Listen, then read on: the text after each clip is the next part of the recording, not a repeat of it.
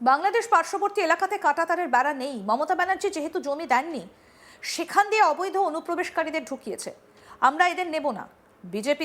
বিজেপিকে আনতে হবে। বিজেপিকে আনলে কার্বলিক অ্যাসিড দিয়ে পরিষ্কার হবে। ভালো ব্লিচিং, ফিনাইল রেডি রাখবেন। বিজেপি নেতার এই এক হুমকিতেই বর্ডারে রোহিঙ্গাদের পা কেঁপে গিয়েছে। তিনি সরাসরি বলছেন, বাংলায় বিজেপি এলে সমস্ত অবৈধ অনুপ্রবেশকারীদের কার্বলিক অ্যাসিড দিয়ে পরিষ্কার করা হবে। মঙ্গলবার নদিয়ার কৃষ্ণনগরের দক্ষিণের ধুবুলিয়া বিজেপির পক্ষ থেকে এক তৃণমূল সরকারের বিরোধিতায় এক সভার আয়োজন করা হয়েছিল। আর সেই সভায় উপস্থিত ছিলেন রাজ্যের বিরোধী দলনেতা শুভেন্দু অধিকারী। মঞ্চে তিনি বলছেন তৃণমূলের মূল লক্ষ্য বাংলাদেশি মুসলিম রোহিঙ্গাদের বাঁচানো, নইলে এরা ভোটে জিতবে না। এই লোকসভা কেন্দ্রে হিন্দু বুথগুলো আর মুসলিম বুথগুলো পাশাপাশি রাখুন। কৃষ্ণনগর উত্তর দক্ষিণ বিজেপি লিড, নাকাশিপাড়া তেহট্টে বিজেপি লিড, আর চাপড়া, পলাশী, কালীগঞ্জ থেকে কত মার্জিনে আমাদের প্রার্থীরা হেরেছেন দেখুন। এবং বাংলাদেশ পার্শ্ববর্তী এলাকাতে কাঁটাতারের বেড়া নেই। মমতা ব্যানার্জি যেহেতু জমি দেননি, সেখান দিয়ে অবৈধ অনুপ্রবেশকারীদের ঢুকিয়েছে। আমরা এদের নেব না। বিজেপিকে আনতে হবে। বিজেপিকে আনলে কার্বলিক অ্যাসিড দিয়ে পরিষ্কার হবে। ভালো ব্লিচিং, ফিনাইল রেডি রাখবেন। কি বলেছেন বিরোধী দলনেতা শুভেন্দু অধিকারী, আসুন শোনাই এবার। এদের মূল লক্ষ্য হচ্ছে বাংলাদেশি মুসলিম রোহিঙ্গাদের বাঁচানো, নইলে এরা ভোটে জিতবে না। আপনি এই লোকসভা কেন্দ্রে মুসলিম বুথগুলো আর হিন্দু বুথগুলো পাশাপাশি রাখুন। কৃষ্ণনগর উত্তর দক্ষিণ BJP lead, Nakashipara BJP lead, Tehatta BJP lead, আর চাপড়া, পলাশী, কালীগঞ্জ থেকে কি মার্জিন নিয়ে 54,000 ভোটে আমাদের প্রার্থী হেরেছে দেখুন।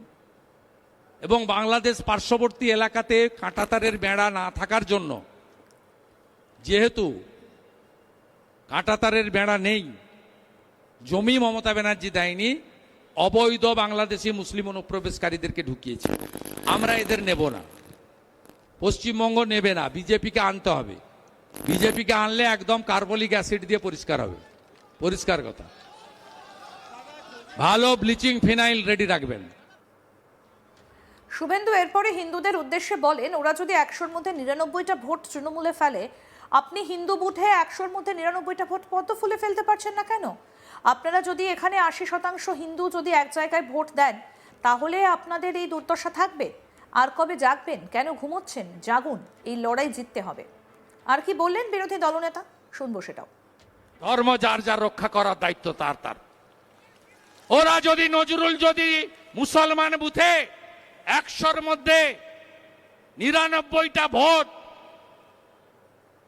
তৃণমূলে ফেলে, আপনি হিন্দু বুথে 100-র মধ্যে 99টা ভোট পদ্ম ফুলে ফেলতে পাচ্ছেন না কেন? পাচ্ছেন না কেন?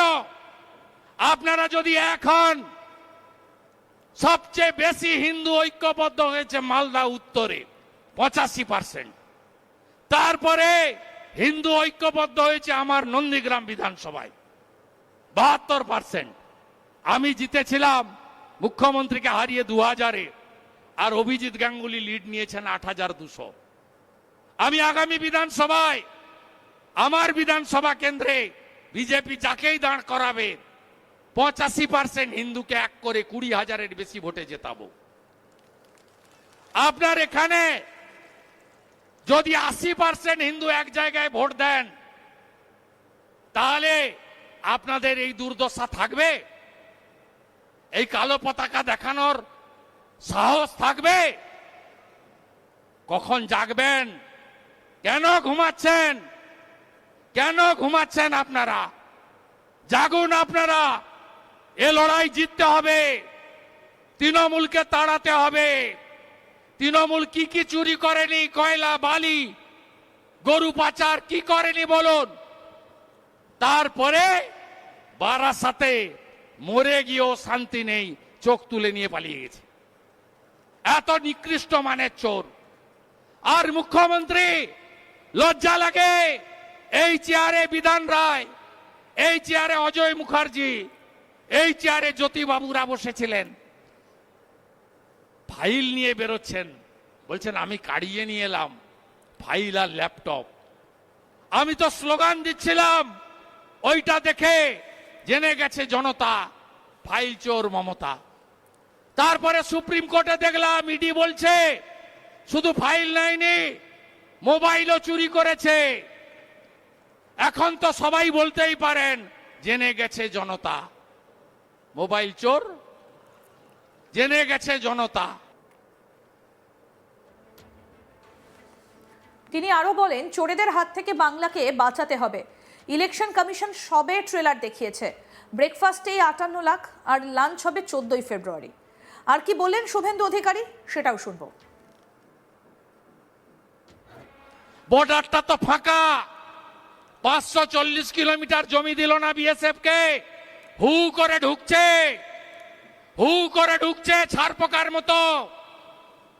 ইলেকশন কমিশন সবে ট্রেলার দেখিয়েছে, ব্রেকফাস্টে 58 লাখ আর লাঞ্চ হবে 14ই ফেব্রুয়ারি। সেই দিন বুঝতে পারবেন। লাফাচ্ছে দেখছেন না, কাটা ফুটে গেছে। সুপ্রিম কোর্টকেও মিথ্যা কথা বলছে, অর্ডার এখনো আপলোড হয়নি। বলছে অমুক হয়ে গেছে, তমুক হয়ে গেছে, সুপ্রিম কোর্টে জিতে গেছি, এপ্রিলেও জিতে যাব। জিতে তোমাকে দেব ভালো করে, জিতিয়ে তোমাকে ভালো করে দেবে এবারে বাংলার জনগণ। আপনারা ঐক্যবদ্ধ হন। ডিফারেন্স কত ছিল জানেন? লোকসভাতে 40 লক্ষ, 58 লক্ষ ভোট বাদ দেওয়ার পরে ডিফারেন্স আছে? আচ্ছা, এ তো পহলে ঝাঁকি হ্যায়, কাশি মথুরা বাকি হ্যায়। ফাইনাল ভোটার লিস্টের পরে বলবে ভোটে লড়বো না, নিশ্চিন্ত থাকুন। আর হিন্দু শরণার্থীরা চিন্তা করবেন না, মোদি হ্যায় তো মুমকিন হ্যায়, একদম চিন্তা করবেন না, চিন্তা করবেন না। ইসকনের শতবর্ষে শ্রী চৈতন্যদেব শ্রীলা প্রভুপদকে প্রণাম করতে, কয়েন ডাক টিকিট প্রকাশ করতে নরেন্দ্র মোদীজি যায়।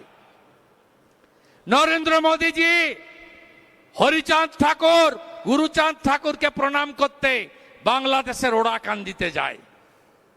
তাই মোদীজি রাম মন্দির নির্মাণ করেছেন 500 বছর পরে। আগামী পরশুদিন মনে আছে তো, 22শে জানুয়ারি মনে আছে? মনে আছে? তৃতীয় বর্ষপূর্তি, পূজা হবে, হোম হবে, যজ্ঞ হবে, জয় শ্রীরামের ধ্বনি উঠবে। 22শে জানুয়ারি তৃতীয় বর্ষপূর্তি। বাংলাদেশ পার্শ্ববর্তী এলাকাতে কাঁটাতারের বেড়া নেই। মমতা ব্যানার্জি যেহেতু জমি দেননি, সেখান দিয়ে অবৈধ অনুপ্রবেশকারীদের ঢুকিয়েছে।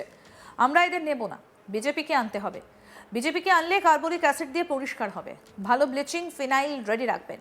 বিজেপি নেতার এই এক হুমকিতেই বর্ডারে রোহিঙ্গাদের একেবারে পা কেঁপে গিয়েছে। তিনি সরাসরি বলছেন, বাংলায় বিজেপি এলেই সমস্ত অবৈধ অনুপ্রবেশকারীদের কার্বলিক অ্যাসিড দিয়ে পরিষ্কার করা হবে। আরও আপডেট পেতে দেখতে থাকুন আজ তাক বাংলা। সাবস্ক্রাইব করুন, নোটিফিকেশন পেতে বেল বাটন অপশন প্রেস করুন।